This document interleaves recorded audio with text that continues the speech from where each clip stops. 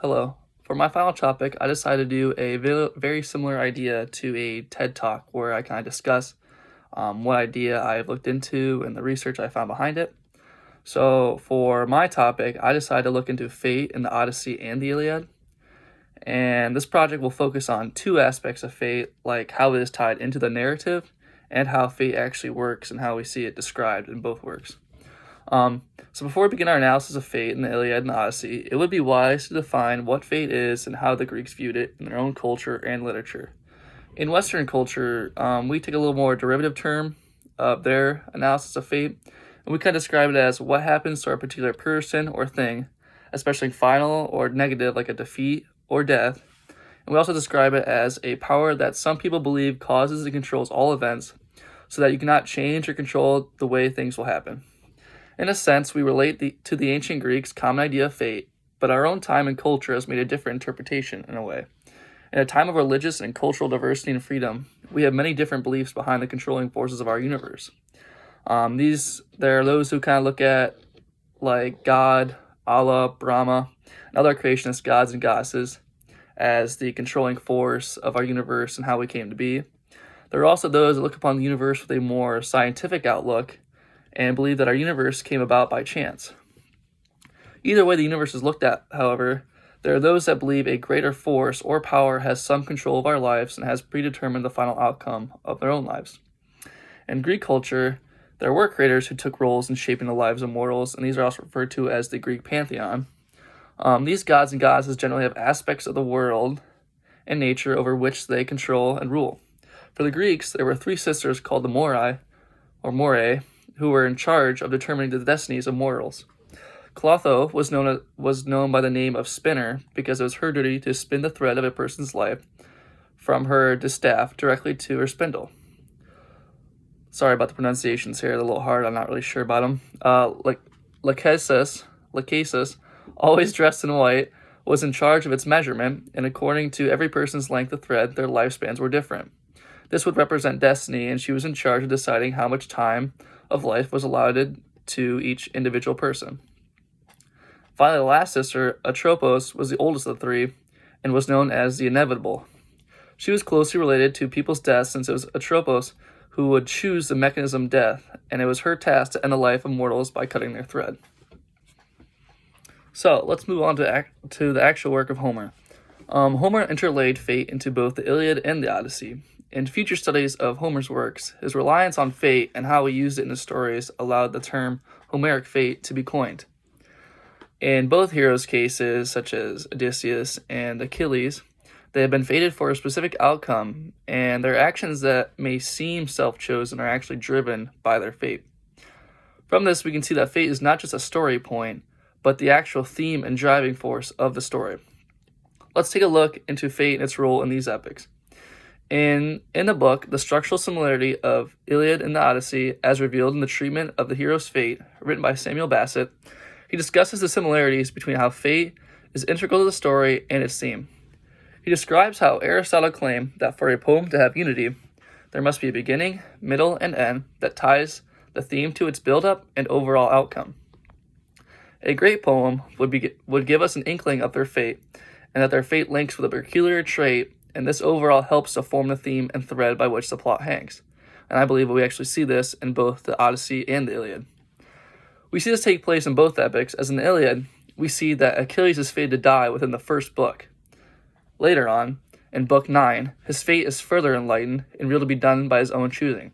So already we see that we are following Aristotle's method for actually laying down considered a great poem.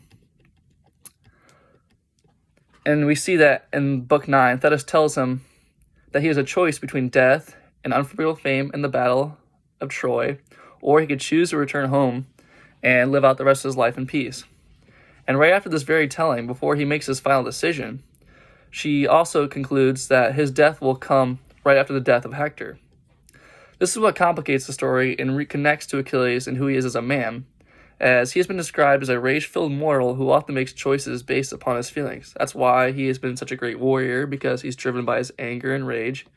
And so we know that probably the outcome will be chosen that he will join the battle and probably kill Hector. We have witnesses ourselves, like I said, as Achilles refuses to help Agamemnon early on because he has taken Achilles' prizes and women.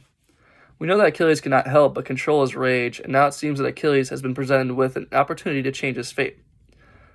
But now the ties between Achilles, his fate, and the plot are revealed.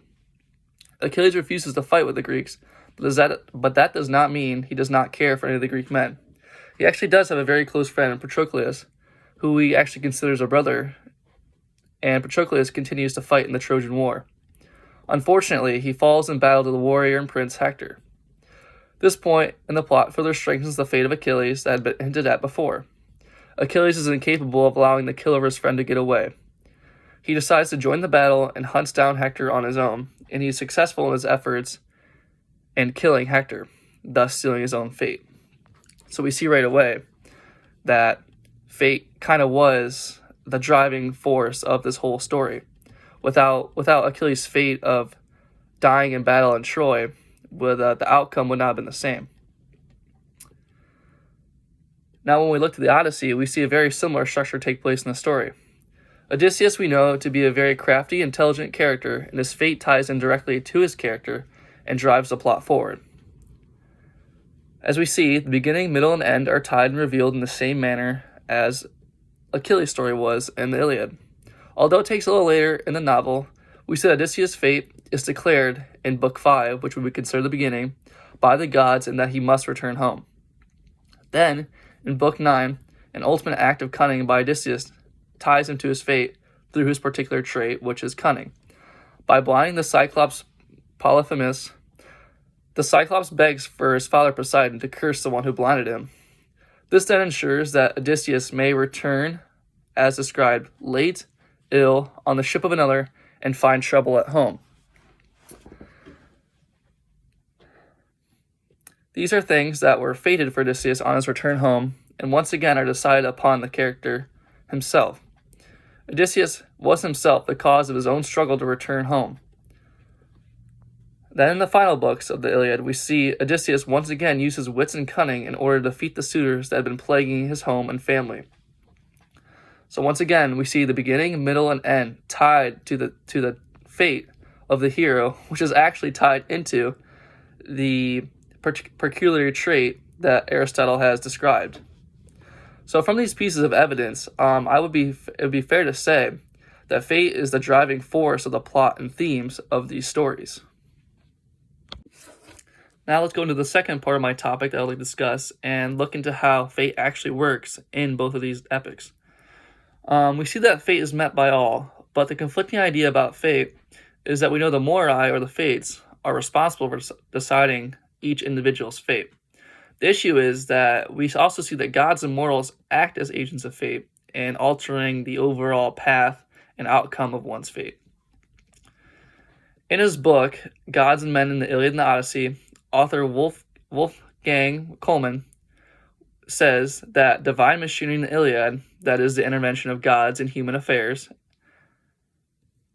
is found in the Odyssey too. The author explains that in the Iliad, the world is affected by the passions of the gods and goddesses. We see that Athena and Hera are disappointed in Paris' judgment and that they take the side of the Greeks in the Trojan War. Athena herself often takes the form of mortals and engages with them directly, such as when she convinces Hector to stand up and fight Achilles after he's been chased around the city several times. We also see that Poseidon has a score to settle with the Trojan royal family and aids in the conflict by whipping up storms to aid the Greeks. What stood out in the Iliad, though, however, was that Zeus himself, the most powerful of the gods, attempts to help the Trojans win the war. He actually favors them more than the Greeks, and we see him throw lightning and thunder around and give encouragement to the Trojans to help them in their effort against the Greeks.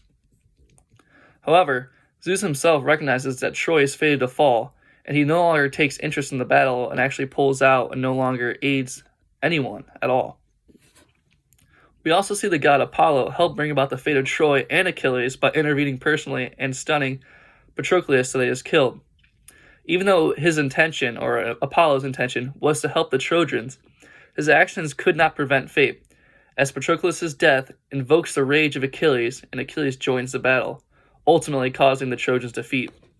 Coleman introduces the idea that the Odyssey takes a different style of fate, in that mortals themselves are responsible for shaping their fates, and that gods guarantee poetic justice after warning mortals not to take certain action.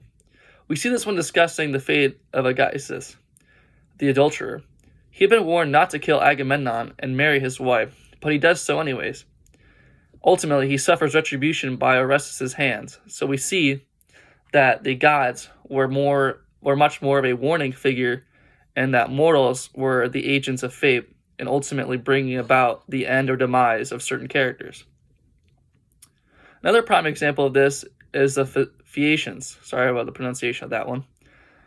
They had been warned many times, especially by Poseidon, that their kind nature towards strangers and the way they accept strangers so easily would result in a tragedy. They actually refused to acknowledge the warning, and continue on about their usual customs and ways of treating strangers. The Phaeacians actually aided Odysseus on his journey home and treat him kindly. And this ultimately causes Poseidon to find out, and in his rage, he turns a ship to stone, killing those that had transported Odysseus to safety. In this case, the mortals were the ones who were responsible for sealing their own fate, and the gods simply ensured the outcome would be fulfilled. So I think it's safe to say that fate works a little different in each novel, but the overall effect is the same. We see that mortals and gods can act as agents of fate, and they help bring about the end of a certain character or possibly the end of their journey. But fate is set in stone, and there's no way to change it.